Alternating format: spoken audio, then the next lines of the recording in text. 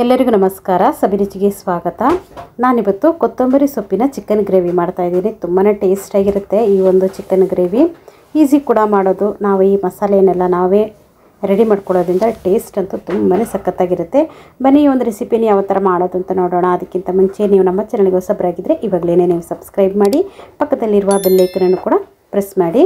ಅದೇಗೆ ಮಾಡೋದು ಅಂತ ನೋಡೋಣ.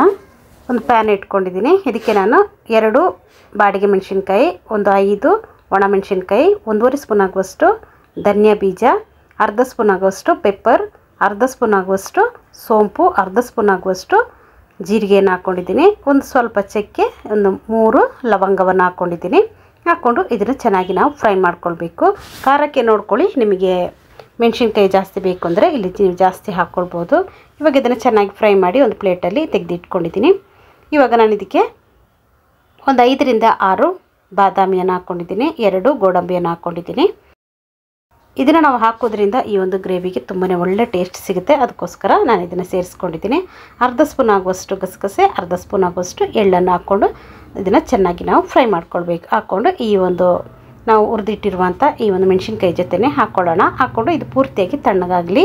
ತಣ್ಣಗಾದ್ಮೇಲೆ ಇದನ್ನೊಂದು ಮಿಕ್ಸಿ ಜಾರ್ ತಗೊಂಡು ಅದಕ್ಕೆ ನಾವು ಹಾಕ್ಕೊಂಡು ಇದನ್ನು ನಾವು ಗ್ರೈಂಡ್ ಮಾಡ್ಕೊಳ್ಬೇಕು. ಮೊದಲಿಗೆ ನಾವು ಈ ಒಂದು ಮಸಾಲೆ ಪುಡಿಯನ್ನು ರೆಡಿ ಮಾಡ್ಕೊಳ್ಳೋಣ. ನುಣ್ಣಗೆ ನಾವು ಇದನ್ನು ಪುಡಿ ಮಾಡ್ಕೊಳ್ಬೇಕು. ನೋಡಿ, ಈ ಥರ ಪೌಡ್ರ್ ಮಾಡ್ಕೊಂಡಿದ್ದೀನಿ. ಇವಾಗ ಇದನ್ನೊಂದು ಪ್ಲೇಟಲ್ಲಿ ತೆಗೆದಿಟ್ಕೊಂಬಿಡೋಣ. ನೋಡಿ, ಇಲ್ಲಿ ಇವಾಗ ಚಿಕನ್ ಕರಿಗೆ ಬೇಕಾಗಿರುವಂಥ ಮಸಾಲೆ ಇಲ್ಲಿ ರೆಡಿಯಾಗಿದೆ. ನೋಡಿ, ಇವಾಗ ಅದೇ ಮಿಕ್ಸಿ ಜಾರಿಗೇ ನಾನಿಲ್ಲಿ ಸ್ವಲ್ಪ ಜಾಸ್ತಿ, 1 ಹಿಡಿ ಆಗುವಷ್ಟು, 1 ಹಿಡಿಗಿಂತಲೂ ಸ್ವಲ್ಪ ಜಾಸ್ತಿನೇ ನಾನಿಲ್ಲಿ ಕೊತ್ತಂಬರಿ ಸೊಪ್ಪನ್ನು ಹಾಕ್ಕೊಂಡಿದ್ದೀನಿ.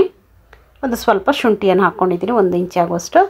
ಒಂದು ದಪ್ಪದಾದಂಥ ಬೆಳ್ಳುಳ್ಳಿಯನ್ನು ಸಿಪ್ಪೆ ತೆಗೆದು ಅದನ್ನು ಕೂಡ ಇಲ್ಲಿ ಸೇರಿಸ್ಕೊಂಡು ಸ್ವಲ್ಪ ನೀರು ಹಾಕ್ಕೊಂಡು ಇದನ್ನು ನಾವು ಗ್ರೈಂಡ್ ಮಾಡ್ಕೊಳ್ಳೋಣ.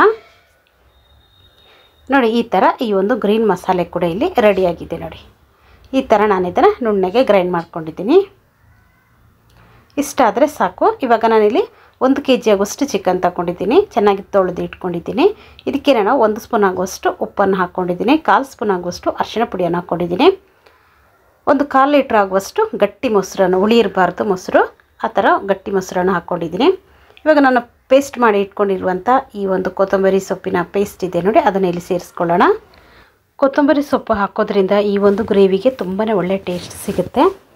ನಂತರ ನಾನು ಪುಡಿ ಮಾಡಿ ಇಟ್ಕೊಂಡಿರೋಂಥ ಈ ಪೌಡರನ್ನು ಕೂಡ ಇಲ್ಲಿ ಸೇರಿಸ್ಕೊಳ್ಳೋಣ.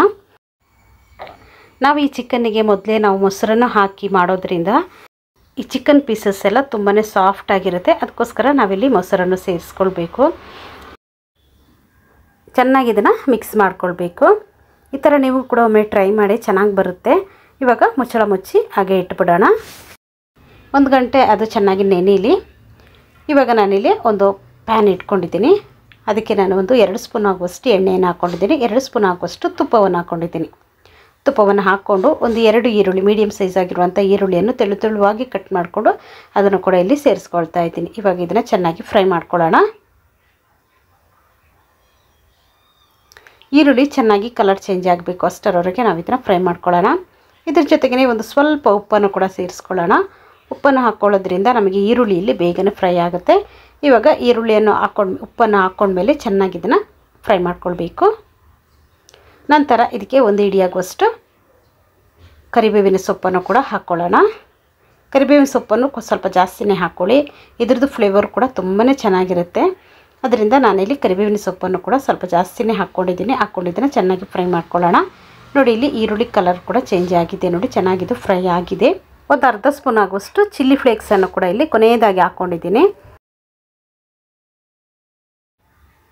ಇವಾಗ ನಾನು ಮಸಾಲೆ ಎಲ್ಲ ಹಾಕಿ ಇಟ್ಕೊಂಡಿರುವಂಥ ಚಿಕನ್ ಇದೆ ನೋಡಿ, ಅದನ್ನು ನಾವು ಇಲ್ಲಿ ಸೇರಿಸ್ಕೊಳ್ಳೋಣ.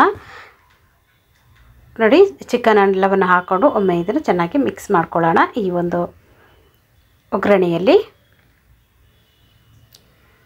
ಚೆನ್ನಾಗಿ ಇದನ್ನು ಮಿಕ್ಸ್ ಮಾಡ್ಕೊಳ್ಬೇಕು. ಈ ಒಂದು ಗ್ರೇವಿ ಬಂದು ಪರೋಟ, ನಾನ್ ಜೊತೆ ಎಲ್ಲ ತುಂಬಾ ಚೆನ್ನಾಗಿರುತ್ತೆ. ಟ್ರೈ ಮಾಡಿ.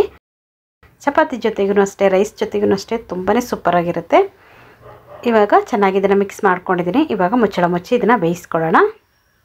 ನೋಡಿ, ಇದು ಕುದಿ ಬರ್ತಾ ಇದ್ದಂಗೆ ನಾನು ಮಸಾಲೆ ಎಲ್ಲ ಮಿಕ್ಸ್ ಮಾಡಿರುವಂಥ ಆ ಒಂದು ಗ್ರೇವಿ ಇರುತ್ತೆ ನೋಡಿ. ಅದಕ್ಕೇ ಒಂದು ಅರ್ಧ ಕಪ್ ಆಗುವಷ್ಟು ನೀರನ್ನು ಹಾಕ್ಕೊಂಡು ಮಿಕ್ಸ್ ಮಾಡ್ಕೊಂಡು ಆ ನೀರನ್ನು ಕೂಡ ಇಲ್ಲಿ ಸೇರಿಸ್ಕೊಂಡಿದ್ದೀನಿ.